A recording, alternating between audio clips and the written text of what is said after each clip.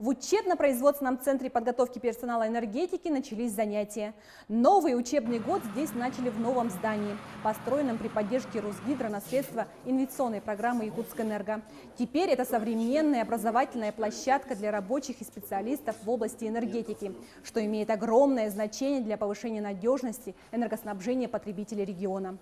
В центре оборудованы 20 различных лабораторий и классов с современным программным обеспечением, тренажерами, а также общежитие на 74 места для иногородних студентов. У нас увеличивается количество персонала, который проходит обучение, в том числе сторонние организации, поскольку сегодня ситуация такая, что требуется реализация новых программ, дополнительных программ, не только для Якутскэнерго, но и для организации Республики Саха-Якутия. И с этого года студенты 2, 3, 4 курса Северо-Восточного федерального университета они будут проходить у нас практическую подготовку по ряду дисциплин.